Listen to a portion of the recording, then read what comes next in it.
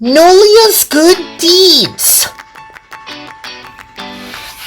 Amtrak, MBTA, and other railroads on New Florida are really useful year-round. When people are in the mood to talk, you name a locomotive after him or her. And if people are not in the mood to talk, you name a train car after them.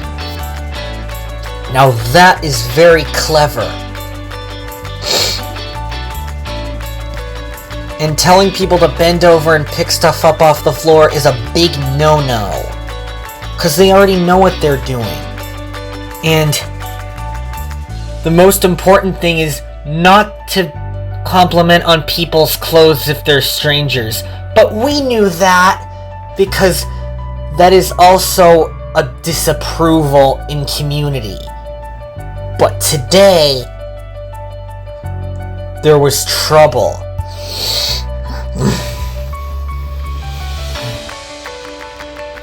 Mr. Cakester had bad news for Nolia.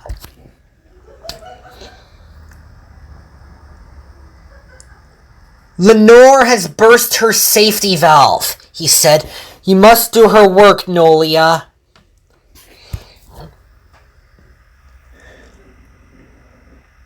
Will do, sir, Nolia said, and she steamed out of the yard.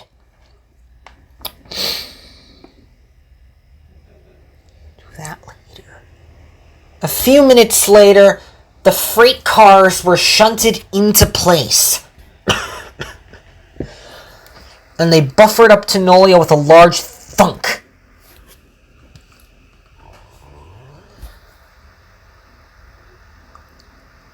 A few minutes later, Nolia steamed along the main line with her heavy load. This is what a woman train does to be really useful, Nolia said to herself, 'cause I am the best.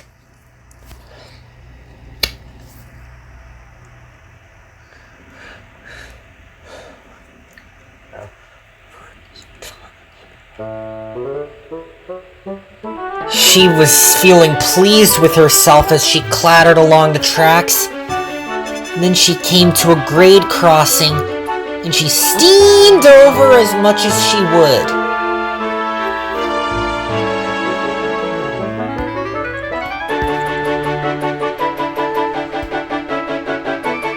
But then there was trouble. A truck was stuck on the tracks, and Nolia's driver was surprised. "Watch out!" he yelled, and applied the brakes.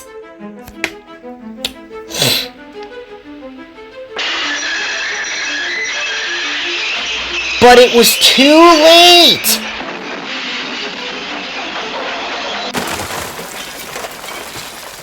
She came off the tracks, bounced on the sleepers, and came to a stop. Luckily, no one was hurt, but everyone survived and Nolia was derailed. But some of the freight cars had rested on the sleepers. Nolia stayed upright. "I'm sorry about this," Nolia said. Just then, Lenore came back from the works. Her safety valve was fixed. And she huffed and puffed with all her might to pull the big teal engine back onto the tracks. "Thanks, Lenore," puffed Nolia. "You are most welcome," said Lenore. The next day, a brand new woman engine came into the yard. She was being really useful.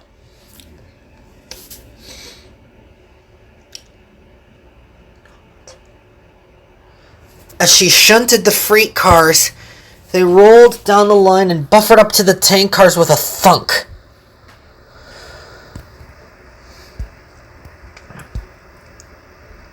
"It's nice to meet you, Lenore. My name is Lissy," she said.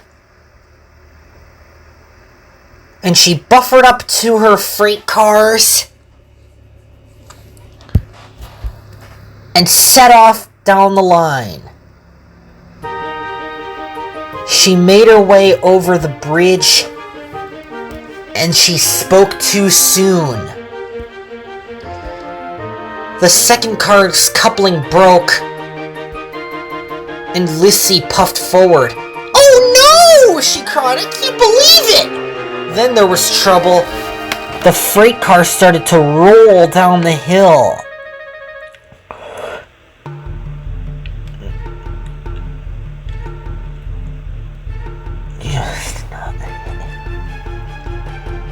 But without a locomotive, they wouldn't stop, and the brake van wouldn't stop them either.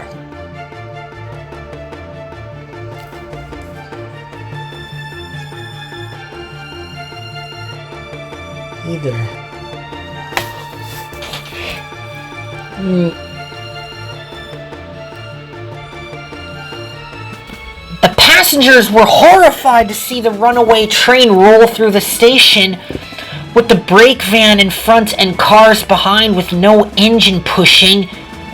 It was terrifying.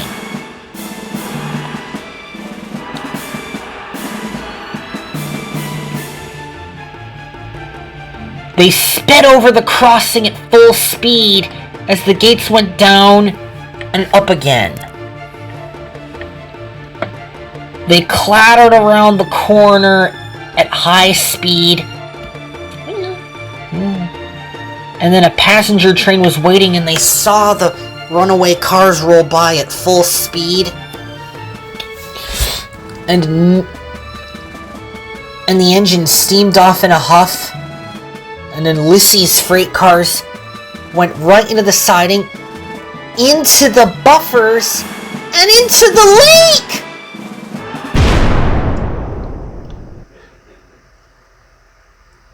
Lissy soon arrived to save the freight cars, and she derailed the freight cars that had broken away with the brake van with it.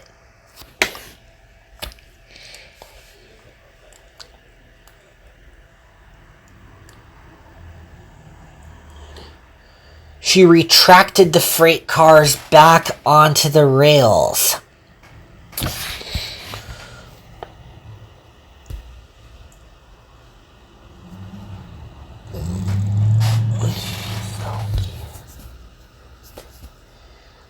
It was a lot of work.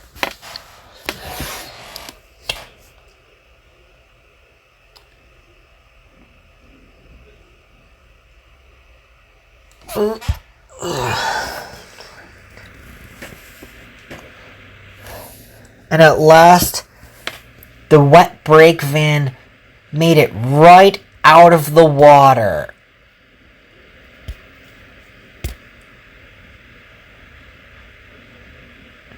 Maybe pulling goods is enough for one day, Lissy said, but next time I pull a goods train, I'll know to be really useful.